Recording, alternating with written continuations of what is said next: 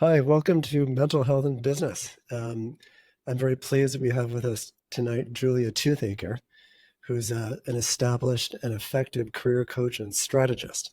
She'll be telling us all about how she helps people with their content and introduces them to the marketplace. Julia, thanks so much for joining us. Thank you so much for having me. I'm happy to be here. The first thing I have to ask about is Utah because it's such an interesting, crazy sounding place. And you see on your website, I am not a Mormon. Okay, so Yeah. that's good. What? How did you end up in Utah? Oh, okay. This is a long story, but I'll try to give you the shortest version. So, I'm originally from Southern California and spent the majority of my life there. We moved to Utah in 2019 because I had some pretty big life events happen back to back.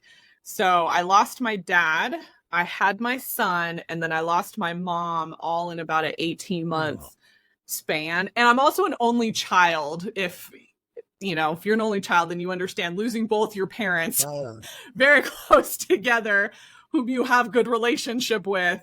It was a very trying time. So it kind of took me into a who am I? What am I doing in the world? And now I have this tiny human, and how am I going to be there for him? And what are we doing here? And so a lot of big life questions. And my husband and I actually both did some visioning work with a good friend of ours, also a coach. And it led us to the life that we were living was not the life we wanted to live. mm, And so we started really exploring what that looked like and the opportunities that we had and all of that. And my best friend actually had moved to Utah. So we oh, came out here to visit. It was not on my radar at all, but we came out here a couple of times and we just fell in love with it. For anybody that has been to Utah, is absolutely beautiful place to yeah, live, it's notable. absolutely magical. But to connect, the coaching to actual implementation within your life, my husband had said, I want to wake up and I want to see water and mountains. He's from San Diego. And I was like, well, we're not getting that in California because that's expensive. So when we were looking for different places to live, Utah had a community that has a lake, and the house that we found was overlooking this like man-made lake that they have with the Wasatch Mountains in the Oh, background wow. as well. And so when we found this house, we knew immediately that this was where we were meant to be because we had articulated this vision of what we were looking for. So it allowed us to know almost immediately what we wanted. So that's how we ended up in Utah. That's our little story. Well, that's wonderful because it reminds me of exactly how you describe your work. You ask people Mm-hmm. what it is that they want, and then you help them articulate their dreams, and then you help them affect your dreams. So there's a narrative through line there that I really like. Yes, yes. And it's one of those stories where even though I've been a career coach for a very long time, this is a new story to my career that I haven't used, and clients previous to that got a different version of me Hmm. because of the life events that I had previous to that. And so it's interesting how life provides opportunities for you and then changes kind of how you do things and how you've been doing things just based on your own story and what you put out into the world. Hmm. Yes, and I'm I'm moved by your story of loss, and I have a very similar story. I'm an only child myself, and I lost one parent when I was 12, 13, and another when I was in Oh. my early 30s, and a bunch of losses. This is a snobby metaphor, but the House of Atreus is an ancient Greek house where it's known for death and destruction and mayhem. And whenever people ask me about my background, I say, "Do you know about the House of Atreus?" which I will not get into here, but I certainly sympathize. And yeah, out of profound loss, often comes growth, and it Mhm. comes more easily if you're well mentored or coached. And you clearly are all of those things. Could you tell our audience just a bit about what you do and what you enjoy doing most about what you do? Yes. So I'm a career coach and I have been doing that. I think at the time of this recording, we're at the 13-year mark, I believe. Oh. And I got my start in higher education. And so I worked primarily with college students, but I also worked with everybody, alumni, encore career, all of that. And it really gave me a broad look at the world of work because you work with so many people with different interests and personalities and backgrounds. And it really prepared me well for now being on my own and having my business because I have this broad view of work. And I've worked with so many recruiters and so many hiring managers from all industries and all Mhm. different types of functions that one of the things that I love doing the most is helping people figure out who they are in the season that they are in. Mm. And so I do a lot of self exploration and really solidification of who people are, who they've been, who they want to be, and are they in the right place right now? And I'll harken back to the story that I just told. You know, I had a lot happen in an 18-month period, but I will tell you that it woke me up and I didn't even know that I needed to be woken up. And so that experience really fueled me wanting to start my own business Mm. to help people who have been in a similar or are in a similar situation where something has happened, whether that's a life event or they just feel stagnant in their career. They know that something needs to change and they need help figuring that out and working through all of that. And so that's really what I enjoy the most about the work that I do. Um, is there is there a type of person or a type of problem that you find most engaging, and the opposite as well, that you find least engaging? It's a good question. So I would say I work best with ambitious professionals, people who would probably be classified as high achievers or high performing. And part of that is because that's who I am. And so it's just a type of person that in all my years of working with people from, all backgrounds and personality types, those were the professionals that really I could impact the best because we just understood each other. We understand the language, we understand the internal motivations, but I also understand the struggles that high achievers have in the workplace and then also just personally in terms of self-doubt, imposter syndrome, all those Mm. things. And so I really enjoy working through that. That's also a group of people that's really prone to burnout, which is also something that I experienced as well. And so I like helping people work through those symptoms and making them realize it's not their fault, and helping them figure out how can they move forward, whether that's in their position or finding a new position if it's a toxic environment. So I feel like that's who I work best with. Um, in terms of, I would say, a more challenging client for me is someone that just doesn't want to do the work. I think that's really what it comes down to for me. Because of my background, I can work with a variety of people as long as they have the motivation to move forward. Mm. And so when somebody contacts me, but they want me to do all the work for them, that's not going to be a good fit. And there are other career coaches that will do all the work, right? They will write the resume, they will essentially apply to positions for you. I don't do that. I'm really on kind of the front end of the Mm. who are you, what do you want, all of that. Most of my clients, they know how to write a resume, they know how to interview. They're trying to figure themselves out. And so I focus mainly on that piece of it. In terms of I'm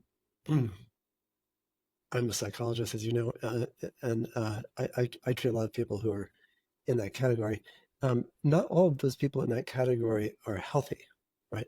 Some Very people true. use type A tendencies to mask all kinds of deficiencies, real and imagined. What do you do in those cases? Ooh, that's a good question. So I will say, as a career coach, I'm not a therapist. And I draw a very clear line on that for my clients. So if I start to see something or hear something in terms of behavior, or something else, some kind of addiction or something like that, I will address it and refer them to seek additional help if they haven't already. Mm-hmm. I have some clients that have ADHD, and they are seeing, they are seeing a therapist and working through what that looks like for them. And they share that with me so that I understand context of how they work and move through the world. And so that's very helpful for me as a career coach, because my approach is going to be very different for them.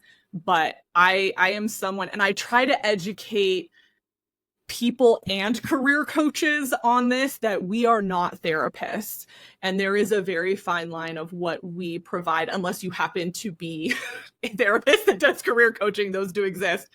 There is a fine line, and so when you are looking for a career coach, you want to make sure that they understand what their limitations are, because we do deal with sensitive information. People do share a lot of personal information with me, that if you don't have a good understanding of coaching and some type of counseling, you can very well manipulate someone unintentionally because of what they have been through in their life. And so you have to have a level of awareness as a coach to be able to work with people who have other things going on and refer them well. Yeah, no, that sounds very smart and very sensitive. You know, also just to ask this question in a slightly different way, how about those people who are not telegraphing any particular mental illness, but whose ambition is masking other things? For example, I have people who are miserable and extremely successful, and their problem could be defined as being too eager to succeed. Right? It's a kind of success Yeah. in an psychological framework. The work. I mean, I don't like the I don't like the suffix aholic. I think we make too much of that, but they'd be called workaholics. I mean, they'd be, and they were very, and they are very high performing and all the rest of it. But the high performance is a symptom of something much darker. Do you ever see that? Feel like I went through that, honestly. I do. And I think when somebody makes the choice to go to therapy or to hire a coach, to hire somebody that they know is going to uncover things about them, I think that's the point where they know that something is off. They know that something is wrong. I think the clients that I tend to get are probably more self-aware than they even realize. And so they know it's a problem, and they're trying to figure out, okay, how do I change? How do we adjust to this? Do I need to change careers? Is it me? Do I need to change my mindset, my behaviors, my habits, whatever it is? And so, yes, if I see that, then we will dig into it. Mm-hmm. And usually one of the first things I will do, I do this with every client, is a values exercise, because that values exercise is a really good snapshot of what's most important to them at that moment. Tell me what that is. What's a value exercise? Yeah, so it's a free PDF on my website that I have all my clients go through it, and it essentially breaks up, values into a couple different categories, because I think that's helpful for people to visualize. But you're looking for your top 10 values, the things that you really want and need in this season. And I really emphasize that your values will shift and change as you shift and change, or things happen to you. And so you want to be constantly reevaluating that. And so I get them to choose their 10, and I usually get them to identify what I call as deal breaker values. So the things that they have to have in their life or career. And then we talk about that in accordance to what's happening in their life and career in that moment. And so a lot of times what you're talking about, it'll allow me to uncover that and figure out what's really going on. Oh, that sounds so smart. There should be more of you out there, clearly. Thanks. What is I have so many questions for you. I want to talk about personality assessments, but also strategist. That's a word that's used almost ubiquitously now. What does that mean in your lexicon? What does that mean, strategist? That's a great question, because a lot of times you hear career coach, but you don't hear career strategist. And I had to add the coach in there because people don't search the term career strategist. It's not very well known. The way that I see it, for me, I am inherently a strategist. And so I look at whatever the situation is, and I'm very good at making connections and then building a plan to help somebody execute. And so I take that and I apply it to somebody's career or their situation, whatever the situation is. And so for a common client, they come to me with whatever the problem is. I learn about them. I learn about the situation. I ask really good questions and get them to articulate as much as possible. And then we make connections. We dig deep, right, to figure out what some of these threads are. And then we build a plan and we look at, here's the goal for right now. And then here's the plan based on what you have told me. I think a lot of career coaches are very good at what I would call tactile career services, which is they write a resume, they help with interviewing, they help with the mechanics of a job search. But to actually look at somebody and look at them as a whole person, their life, their personality, their career path up to this point, and then their aspirations, and help them make those connections if they haven't already, and then build a plan based on who they are at their core. I don't see that as often. And that is the thing that I bring to the table with my clients and why I call myself a strategist. That's great. That's very clear. And I noticed that the word marketing hasn't been used here. Are you against the word marketing? No. No, you mean with for my clients? Yeah. Or yeah, I mean, I think most of my clients honestly don't need as much help on the marketing of themselves. I think they tend to have really well-established networks because I work mostly with people in their mid-career. So what I do is I help them harness what they already have. And if there is a gap, we'll talk about that. But for the most part, I think my clients know themselves better than they think that they do. They just need somebody to help kind of corral them to go the right way with the right plan. That sounds great. What person? I mean, as someone who had to give 1,700 personality assessments to get through graduate school, what personality assessments do you use? Oh, I feel like you might judge me for this one, but I'm okay. So my primary assessment that I love and have been trained in is MBTI Step 2.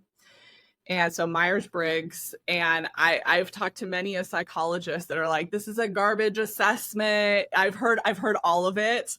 But I use Step 2, which is a little bit different. So Step 2 takes each of the dichotomies of MBTI and breaks them down into facets. And so what I love about this assessment is I will get clients that will say, well, I can't, I assessed as an extrovert, but I feel like I could be an introvert. Why is that happening? And when you take the basic assessment, you don't necessarily get that information. When you take Step 2, it actually breaks down introversion and extroversion into facets. So you might assess as an extrovert, but you have a couple facets that go over onto the introvert side. And so it explains some of those tendencies of why you might think, oh, I think maybe I'm an introvert. I don't really know.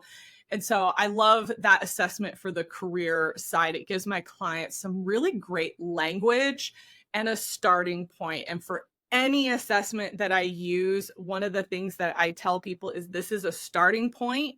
This is not the be all end all of who you are. It's just giving us a window into who you are and giving you some language that you might not have had before to help describe who you are.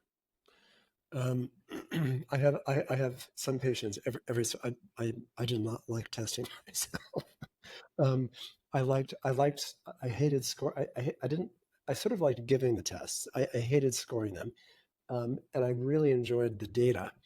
But we had to do 16 batteries, and they were multi-instrument batteries. So we had to do projective tests, we had to do IQ tests, we had to do MMPI, we had to do this one, that one, this one, that one. And what was fascinating for all of us, I think, is just to see how all of this data, if you can not look at any one piece of it as being in any way authoritative, but what does the story tell once you put it all together, and how do you actually write those reports?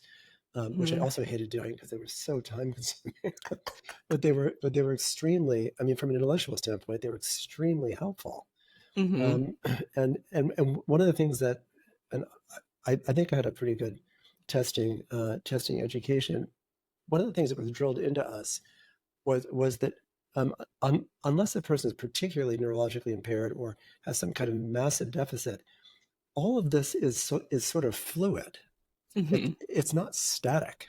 And I have a number of patients who come in periodically, and they want to convince me that they're an introvert or an extrovert. It doesn't really matter.